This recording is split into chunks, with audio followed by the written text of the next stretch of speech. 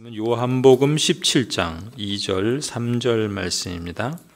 아버지께서는 아들에게 모든 사람을 다스리는 권세를 주셨습니다. 그것은 아들로 하여금 아버지께서 그에게 주신 모든 사람에게 영생을 주게 하려는 것입니다. 영생은 오직 한 분이신 참 하나님을 알고 또 아버지께서 보내신 예수 그리스도를 아는 것입니다. 아멘. 오늘 오후 시간에 계속해서 하이델베르그 교리문답 제22주일 58문을 함께 살펴보려고 합니다. 여러분 받으신 그 교재 하이델베르그 교리문답 58문을 한번 보시죠. 제가 질문을 읽으면 여러분들이 저와 함께 답을 읽도록 하겠습니다. 제58문, 영원한 생명은 당신에게 어떠한 위로를 줍니까? 내가 이미 지금 영원한 즐거움을 마음으로 누리기 시작한 것처럼 이 생명이 끝나면 눈으로 보지 못하고 귀로도 듣지 못하고 사람의 마음으로도 생각지 못한 완전한 복락을 얻어 하나님을 영원히 찬양할 것입니다. 아멘. 먼저 우리가 영원한 생명에 대해서 이 하이델베르그 교리문답 58문은 가르치고 있는데, 여러분 성경 말씀 하나님의 계시를 통해서 우리에게 약속해 주신 것이 있죠. 하나님께서는 택하신 성도들에게 영원한 생명을 약속해 주셨습니다. 믿으시죠? 택하신 성도에게 영원한 생명, 곧 영생을 약속해 주셨죠. 요한일서 5장을 한번 보실까요? 11절에서 13절입니다. 요한일서 5장 11절에서 13절 제가 읽을게요. 그 증언은 이것이니 곧 하나님이 우리에게 영원한 생명을 주셨다는 것과 바로 이 생명은 그 아들 안에 있다는 것입니다.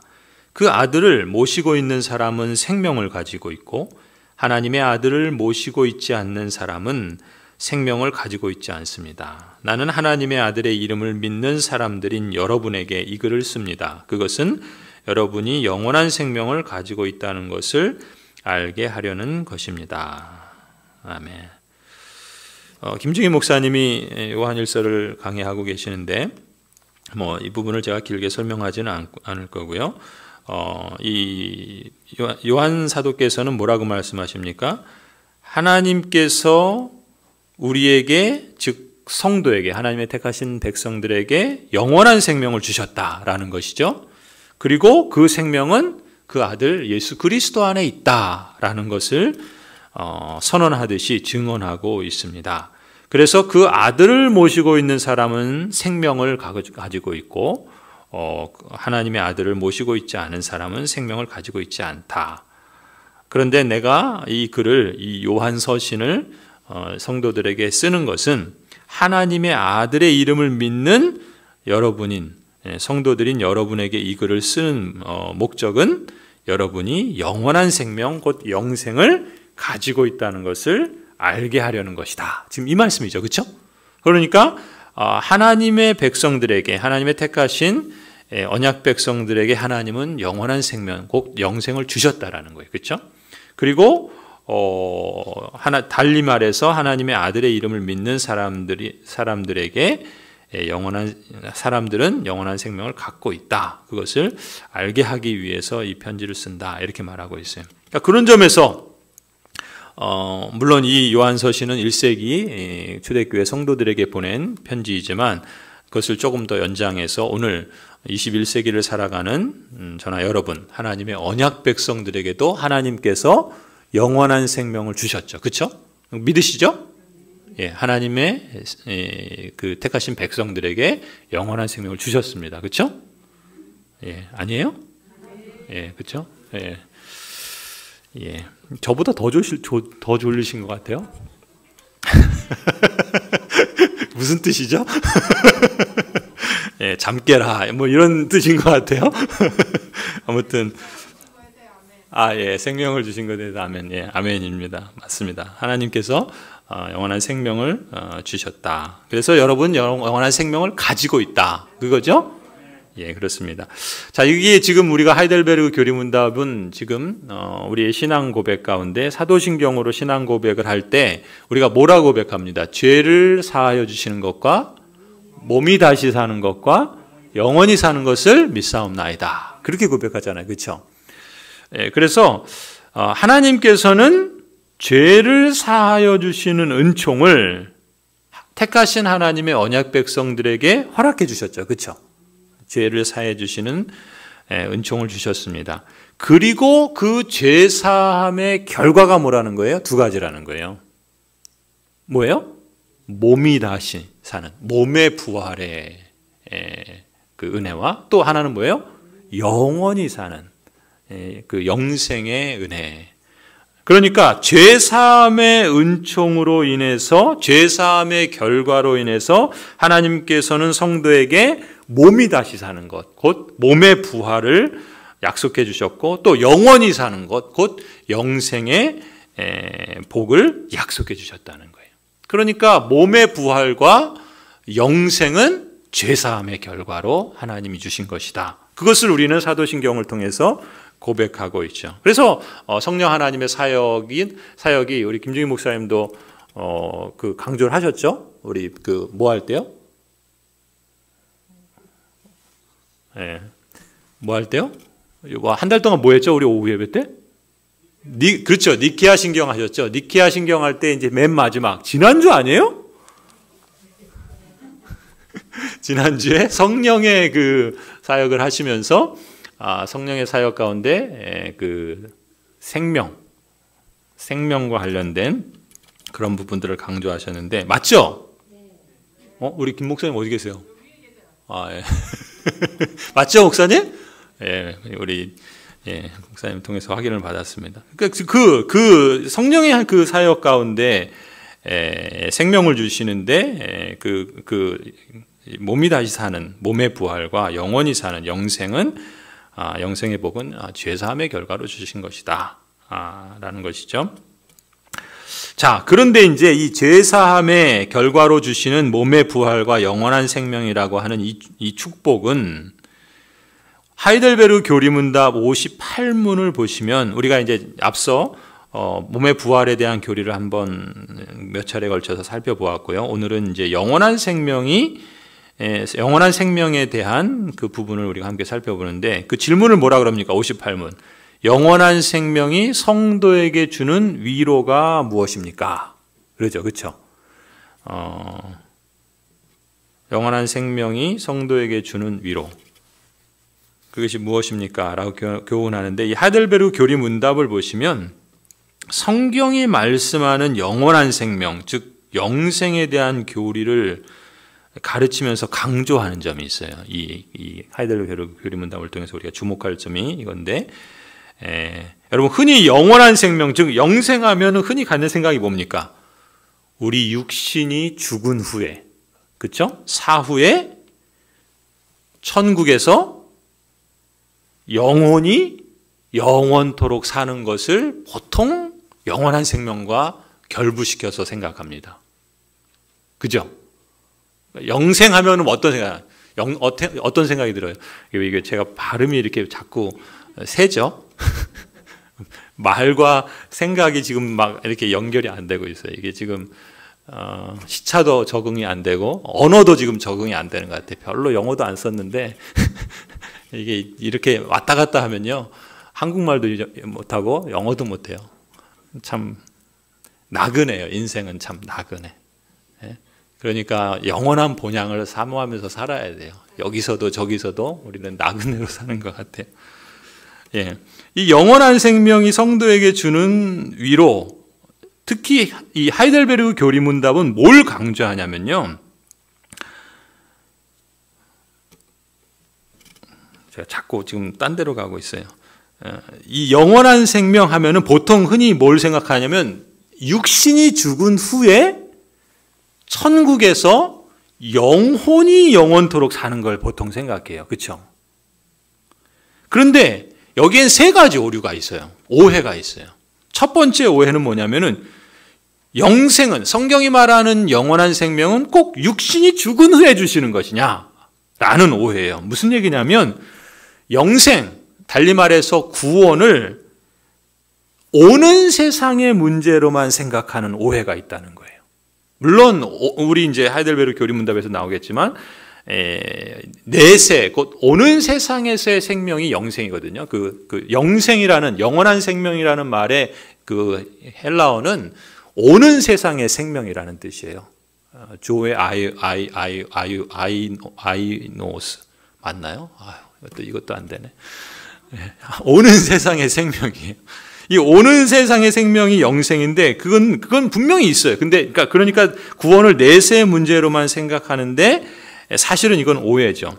그래서 이것을 뭐라 그러냐면은 육신이 죽은 이후에 내세 문제로만 생각하는 구원에 대한 이해는 시간을요, 현세와 내세로 구분해서 말하자면 조금 어려운 표현을 쓰면 시간적인 이원론이라고 그래요.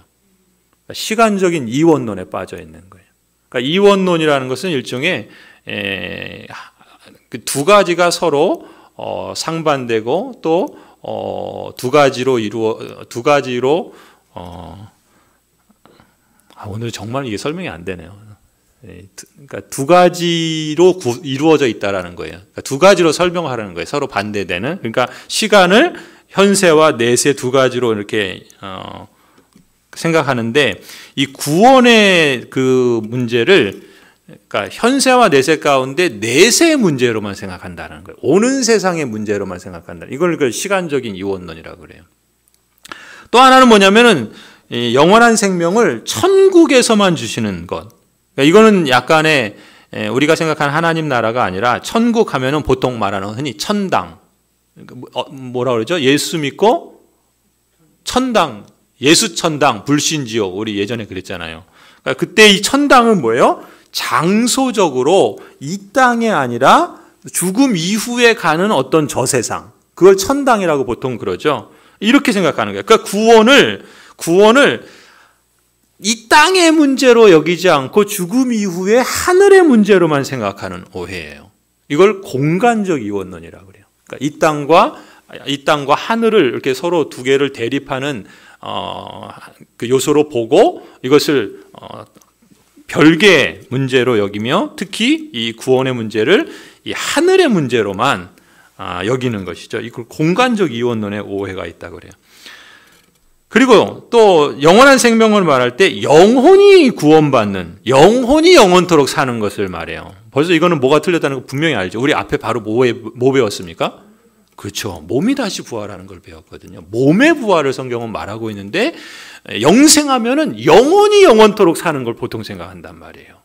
그럼 무슨 얘기예요? 이건 존재론적 이원론. 그러니까 몸과 영혼이 이렇게 두 개의 별개 대립되는 것으로 놓고 구원이라는 것은 몸의 구원이 아니라 영혼의 구원만 생각한다는 거예요.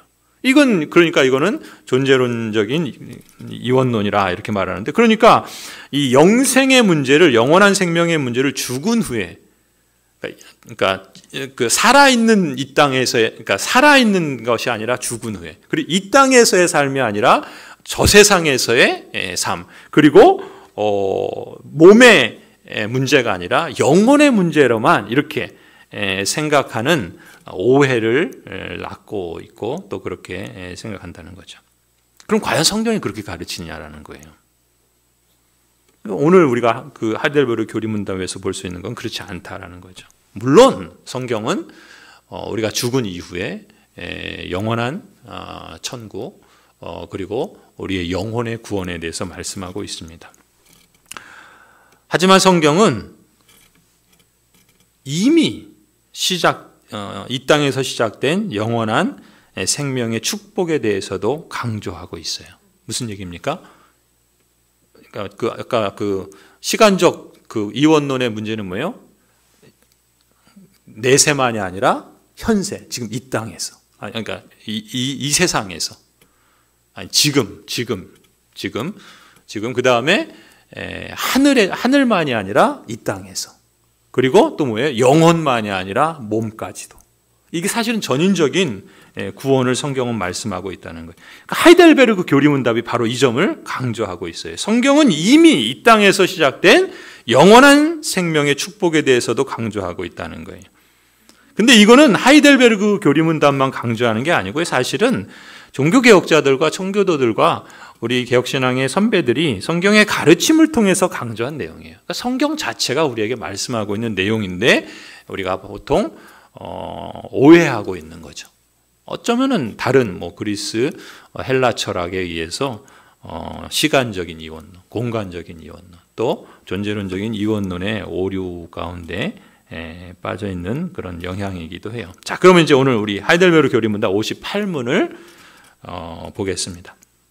자, 58문을 보시면요, 어떻게 이 이원론의 문제를 여기서 말하고 있는가, 그리고 어떻게 그 통합적이고 또 포괄적인 그런 구원을 이야기하고 있는가 한번 보세요. 제 58문, 영원한 생명은 당신에게 어떠한 위로를 줍니까? 뭐라고 나오죠? 내가 이미 지금 영원한 즐거움을 마음으로 누리기 시작한 것처럼, 이렇게 말해요. 그렇죠? 여기 보시면은 내가 이미 지금 영원한 즐거움을 누리기 시작했다라는 거예요. 성경의 가르침은 바로 이것이죠. 성도는 이미 지금 이 땅에서 영원한 즐거움을 누리기 시작했다. 이것이 성경의 가르침이에요. 그러니까 죄사함의 결과로 받은 이 축복인 영생은 내가 이미 지금 누리기 시작한 실제인 거예요. 이 땅에서 살아가고 있는 동안에도 우리는 영원한 즐거움을 성도는 이미 누리고 있습니다. 이것을 영원한 생명, 영생의 현재성이라고 그래요. 오늘은 어려운 표현을 더 많이 써서 죄송합니다. 이런 전문 용어들을 쓰면은 좀 어렵게 들리는데 여러분 기뻐하십시오. 이제 여러분은 초보적인 어떤 그런 믿음의 교리를 넘어서서 보다 더 깊은 말씀의 세계로 나가고 있는 거예요. 그러니까 이런 용어 정도는 이제는 충분히 소화할 수 있는 그런 장성한 그런 성도가 된 줄로 믿습니다. 예, 영원한 생명, 영생의 현재성. 제가 지금 이게 자꾸 딴 데로 안 가려고 할게요. 영원한 생명, 영생의 현재성이라고 그래요.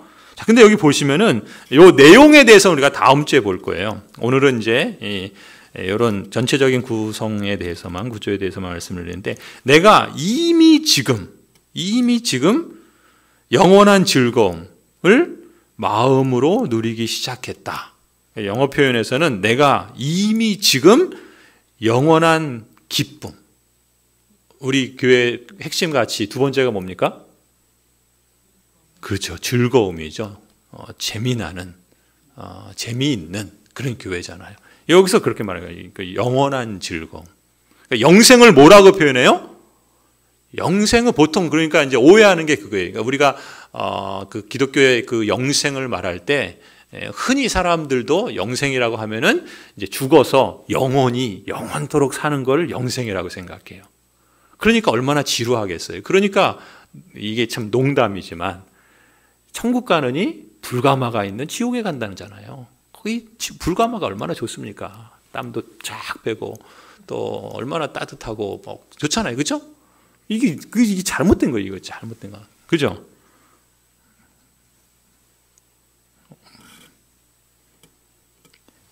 영생은 뭐라고 표현합니까? 영원한 기쁨이라고 표현해요. 영원한 기쁨. 지루하고 뭐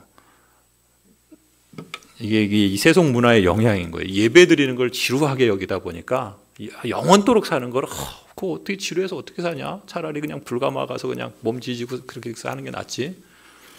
그죠? 이게 이제 근데 여기 뭐라 그럽니까? 그러니까 참 얼마나 이 표현이 참 멋있어요. 제가 김 목사님 자꾸 닮아가는 것 같아요. 참 목사님 하는 거 보니까 얼마나 멋있어. 이런 표현 자주 하시더라. 그죠? 진짜 그래요. 영원한 즐거움이라고 그래요. 그러니까 그 생명을 영원한 즐거움, 영원한 기쁨, 이것을 누리기 시작했다. 이미 지금 우리가 그 영원한 생명, 영원한 기쁨, 영원한 즐거움을 누리기 시작했다. 영원한 생명이 우리에게 왜 위로가 되냐면 그 기쁨을 지금 이곳에서, 이 땅에서 우리가 이미 경험하고 있다. 그렇기 때문에 위로가 된다라는 것이죠. 그렇지 않습니까? 그래서 영원한 생명, 영생의 현재성이라 이렇게 말하고요. 계속해서 이제 보시면 뭐라 그럽니까? 이 생명이 끝나면, 이거 뭐예요? 이제 시간적으로 내세를 말하는 거죠. 눈으로 보지 못하고, 귀로도 듣지 못하고, 사람의 마음으로도 생각지 못한 완전한 복락. 영생을 뭐라 그래요? 완전한 복락. 이렇게 말해요. 완전한 복락을 얻어 하나님을 영원히 찬양할 것입니다. 이 생명이 끝나면 완전한 복락을 얻게 될 것입니다. 다음 주에 보겠지만, 그러니까 그 영원한 생명을 말할 때 성경은 우리에게 두 가지를 말해요. 이 땅에서 경험하는 것이다라고 말하고 있고, 사후에 얻게 될 것이다라고 말해요. 근데 이 땅에서 경험한다라는 것은 구체적이고, 우리가 영생하면 이게 보이지도 않고 들리지도 이게 볼 수도 없고, 또 우리가 이게 경험하지 못하는 거잖아요. 근데 이 땅에서 그 영생을 우리가 맛보기 시작했다라는 것을 통해서 그것은 실제로 우리가 이 땅에서 그 누리는 실제다라는 것을 강조하고 있는 반면에, 또 다른 차원에서는 앞으로 사후에 그 완전한 복락을 얻게 될 것이다. 근데 그건 눈으로 보지도 못하고 듣지도 못하고 생각지도 못한 그런 거다라고 하는 것은 그 영생이 얼마나 풍성하고 우리가 상상할 수도 없는, 상상하지도 못하는 그런 도저히 인간의 감각과 어떤 그것으로는 설명할 수 없는 그런 놀라운 신비의 그런 완전한 복락이다. 이렇게밖에 표현을 못하는 거예요. 그런 두 가지 요소를 같이 말하고 있어요. 그건 이제 우리가 좀 더 다음 주에 자세히 보기로 하고요. 아무튼 여기서 중요한 것은 이 생명이 끝나면 완전한 복락을 얻게 된다라는 거예요. 죽음 이후에 주실 영원한 생명에 대해서도 약속해 주십니다. 이거는 영원한 생명의 미래성이에요. 그러니까 영생에는 현재성도 있고 미래성도 있고, 이것이 성경이 말하는 균형 잡힌 생명에 대한, 영생에 대한 이해예요. 한쪽으로만 이원론에 빠지면 안 돼요. 시간적으로 내세, 공간적으로 하늘에, 이 땅이 아닌 하늘에, 그 다음에 또 뭐라 그랬습니까? 몸이 아니라 영혼의 존재론적인 그런 이원론에 빠지면 안 돼요. 전인적이에요. 지금과 미래, 그리고 이곳과 저곳, 그죠? 이 세상과 저 세상, 그 다음에 우리 몸과 영혼, 이걸 다 포괄하는, 얼마나 포괄적이에요. 그죠? 그러니 영생이라고 하는, 영원한 생명이라고 하는 것은 우리에게 정말 위로가 되는 것이죠. 그래서 영생의 현재성과 영생의 미래성은 예수 그리스도의 복음의 포괄성을 우리에게 말해줍니다. 자꾸 썽썽, 적적하니까 이거 죄송한데, 예수 그리스도의 복음이 얼마나 포괄적이냐면 이 죄의 영향이 얼마나 포괄적인가를 생각해 보시면 알 수 있어요. 죄는 우리 삶의 모든 걸 다 망가뜨렸습니다. 그죠? 우리 개인에 대해서도, 다른 사람과의 관계에 대해서도, 하나님 만드신 피조물과의 관계에서도, 근본적으로 뭐예요? 우리와 하나님 사이의 관계에 있어서 모든 걸 다 망가뜨려 버렸어요. 그죠? 그러니까 죄는 그런 면에서 포괄적이에요. 죄의 영향이 미치지 않는 곳이 없을 정도로 포괄적이에요. 얼마나 절망적입니까? 그런데 놀라운 건 뭐예요? 복음이 왜 복음입니까? 이 포괄적인 전적인 타락, 이 포괄적인 전적인 이 무능, 이 모든 것들을 예수 그리스도의 십자가의 죽으심과 부활하심을 통해서 해결했다라는 거예요. 그래서 예수 그리스도의 구속은 죄의 포괄성만큼이나 더 포괄적인 거예요. 그러니까 구속의 영향이 미치지 않는 것이 없다라는 거예요. 그러니까 이 세상에서뿐만 아니라 저 세상, 그 다음에 그 하늘뿐만 아니라 땅, 그리고 우리 영혼뿐만 아니라 우리의 몸에 있어서도 포괄적인 그런 구원. 그리고 인간만이 아니에요. 이제 좀 더 하겠지만 이 구속의 포괄성은 하나님이 만드신 모든 피조물. 하나님은 세상을 사랑하시잖아요. 하나님께서 만드신 세상을 하나님께서 포기하시지 않습니다. 하나님은 세상, 이 썩어 없어질 세상이 아니에요. 하나님이 보시기에 좋았고 만족스러운 하나님의 걸작품으로서의 세상. 그 세상을 하나님은 온전하게 회복하시고 충만한 하나님의 능력과 영광으로 새롭게 하셔서 새하늘과 새 땅으로 우리를 들이셔서 하나님의 그 영원한 생명을 우리의 몸으로 우리의 영혼이 맛보게 하시고 누리게 하시고 완전한 복락 가운데 영어에서는 perfect blessedness라고 그래요. 이렇게 하니까 좀 더 뭔가 그럴듯해 보이지 않아요? 그냥 강조한 거예요. 영원한 생명, 완전한 복락, 영원한 즐거움, 이런 것으로 이루어 가신다라는 거예요. 이게 영원한 생명의 미래성이라고 말할 수 있고, 그 다음에 이 구속이 주는 포괄성이에요. 그러니까 그리스도의 복음은 포괄적입니다. 포괄적이에요. 그러니까 우리 김종인 목사님, 우리 교육부에서 할 때 뭐 합니까? 우리 김신영 전사님도 우리 유초등부에서도 그렇고, 우리가 살아내는 일상, 그리고 우리가 사는 이 세상에서의 삶, 하나님이 우리에게 주시는 특별한 은총이 있을 뿐만 아니라 모든 사람에게 주시는 일반적인 은총이 있거든요. 그 세상 속에서 우리가 살아가는데 사실 이 세상은 타락하였지만 하나님이 내신 세상이고, 비록 타락하여 하나님의 영광에서 떠나 있지만 여전히 하나님의 작품이란 말이죠.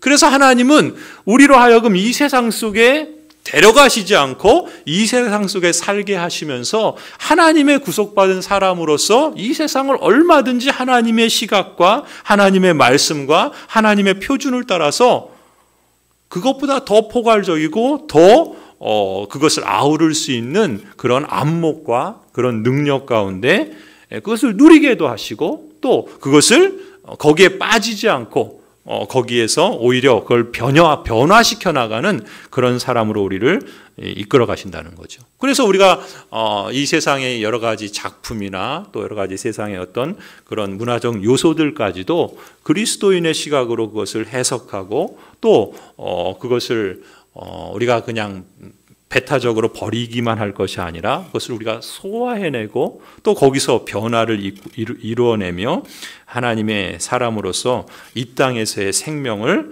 우리가 확산시키고 경험하고 또 나누게 된단 말이죠. 그러니까 복음은 포괄적입니다. 너무나 포괄적이어서 하나님의 그 부유하심처럼 하나님이 예수 그리스도를 통해서 주시는 그 복음의 포괄성은 참으로 놀랍고 신묘막측하다 할 수 있겠죠. 그리고 이 영생의 현재성과 이 미래성은 또 무엇과 관련되어 있습니까? 하나님 나라의 특성과 관련되어 있어요. 어떻게 관련되어 있습니까? 하나님의 나라를 우리는 보통 이미 임한 하나님의 나라, 그러나 아직 완성되지 않은 하나님 나라. 그래서 결국 장차 완성될 하나님의 나라를 말하고 있지 않습니까? 그래서 그걸 하나님 나라의 현재성이라고 그러고 하나님 나라의 미래성이라고 그러는데, 역시 좀 어렵게 들리죠? 그래서 조금 풀어서 이야기하면, 여러분 우리 낮예배 임예송 부르죠? 하나님 나라 복음의 노래 어떻게 합니까? 주 오셔서 죽으시고 다시 부활하심으로 이미 임한 하나님 나라, 하나님 나라. 주님 다시 오실 때 회복되고 완성되어 영원까지 이어질 나라, 하나님 나라. 가사 한번 보세요. 가사 보시면 그러니까 하나님의 이미 임한 하나님 나라 그래요. 하나님의 나라가 이미 임했다 노래하잖아요. 그렇죠? 어떻게 해요? 주 예수 그리스도께서 사람으로 몸을 입고 이 땅에 오셔서 성육신 하심으로 인성을 입고 이 땅에 오심으로, 그리고 죽으시고 다시 부활하심으로 하나님의 나라가 이미 임했다 그래요. 그죠? 앞서 영생의 현재성이라고 한 것처럼 하나님 나라의 현재성인 거예요. 하나님의 나라가 이미 임하여서 지금 이미 이 땅에서 하나님 나라의 축복인 영원한 생명을 어느 정도 맛보고 누리고 있는 겁니다. 그래서 영생을 오는 세상에서의 생명이라고 하는 이유가 왜 오는 세상의 생명이에요? 영생은 신적인 생명이거든요. 신적인 생명은 어디서부터 비롯됩니까? 사람에게서 비롯되는 것이 아니라 하늘에서, 하나님에게서 비롯되는 거예요. 제가 캐나다 가기 전에는 좀 재밌게 한 것 같은데 갔다 오고 나서는 좀 재미가 없어졌나. 반응이 좀 표현을 자꾸 어렵게 써서 그래, 그죠? 예. 예. 어쨌든 시간 안에는 끝내야 돼요. 그거는 변하지 않습니다.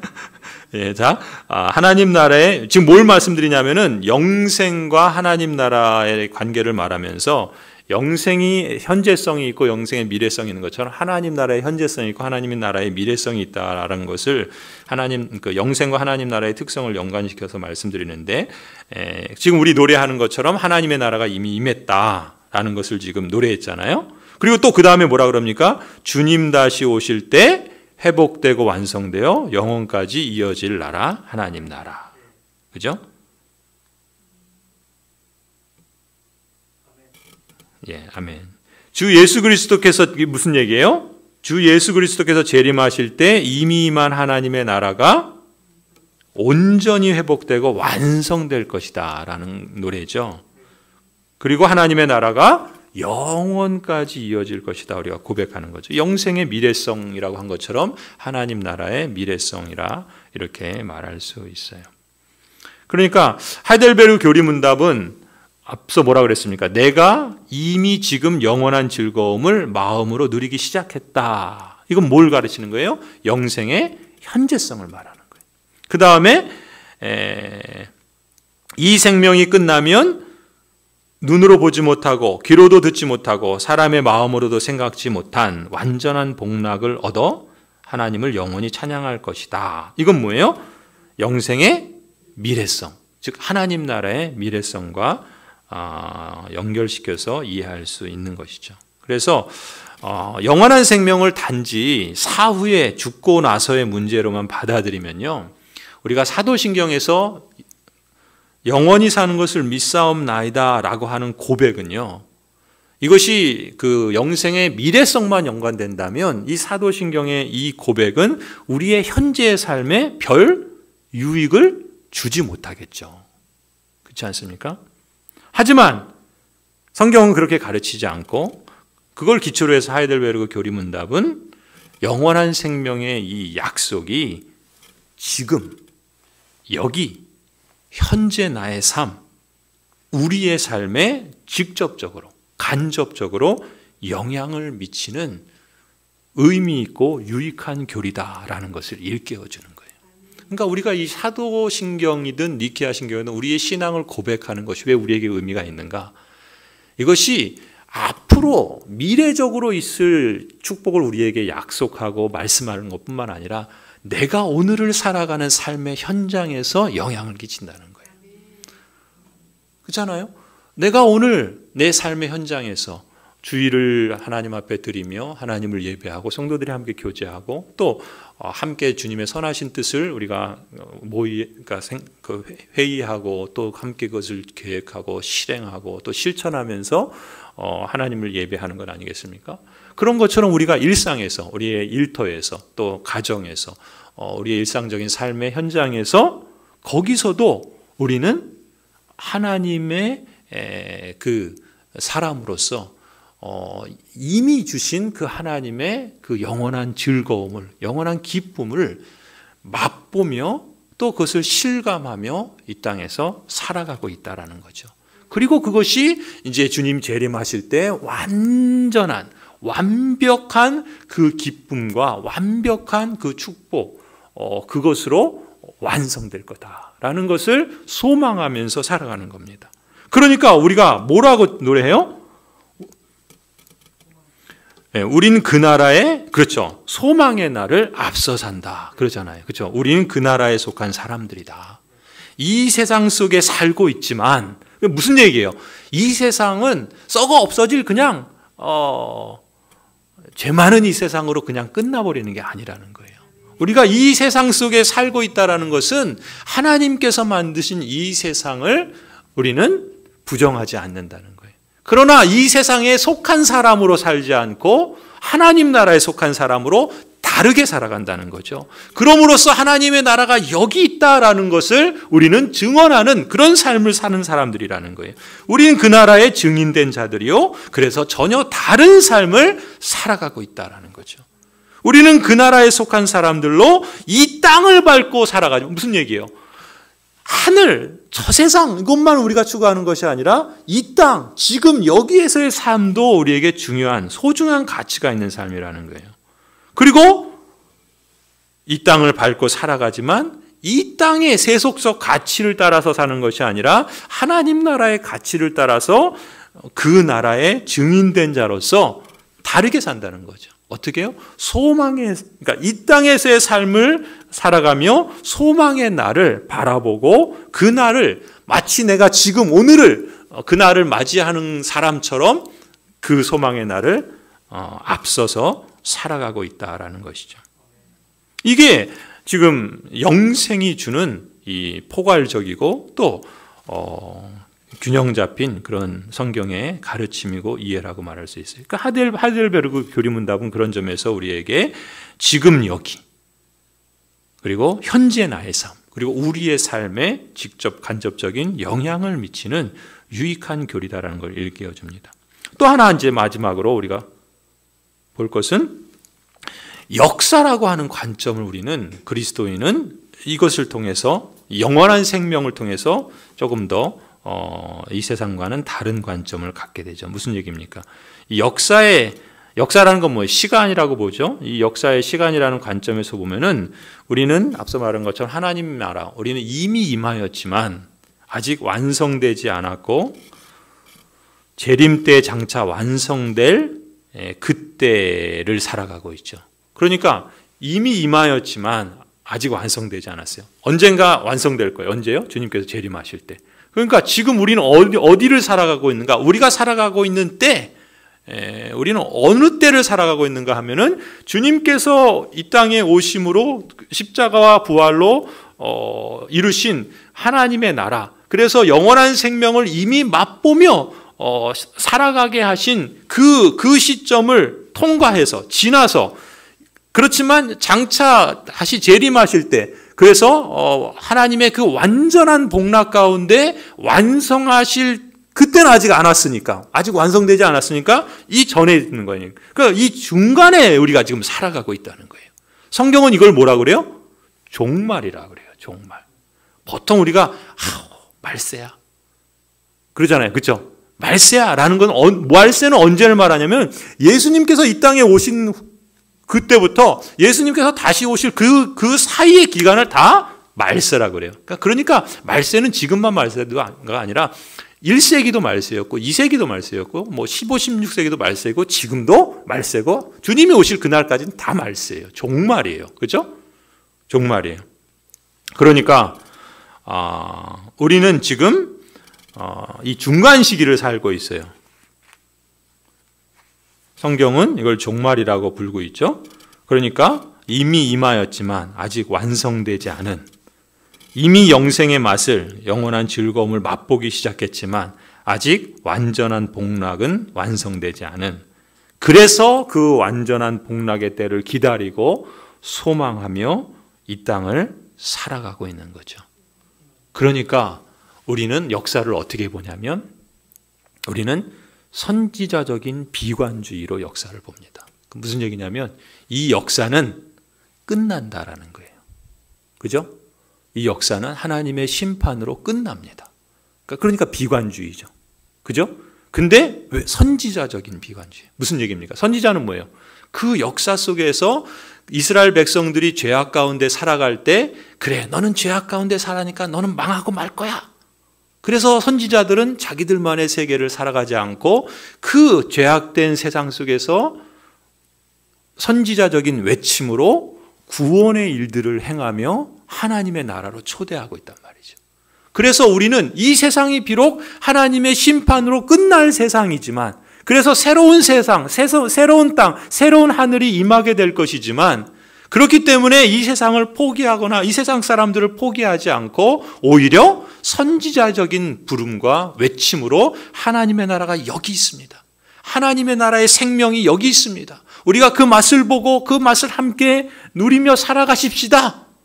그 길을 걸어갑시다. 라고 선지자적인 외침을 갖고 살아가는 겁니다. 그러니까 우리의 삶은 그런 거예요. 나그네와 같고 여기에 속하지도 못하고 저기에도 속하지 못하지만 그러나 우리는 하늘에 속한 사람으로 이 세상에 속한 사람들에게 하늘로 초대하는 그러한 삶을 살아가고 있다는 거죠. 그러니까 우리는 그런 점에서 다르게 살고 또 소망의 날을 앞서 사는 그런 귀한 존재다라는 것입니다. 그런 점에서 우리가 누구인가, 또 우리는 어떤 삶을 살아가는가, 또 우리에게 주신 그 영생이 얼마나 포괄적인가, 또 하나님의 나라의 그 복음이 얼마나 능력 있고 영광스러운 것인가 라는 것을 이 영원한 생명의 교리를 통해서 우리가 확인할 수 있다고 믿습니다.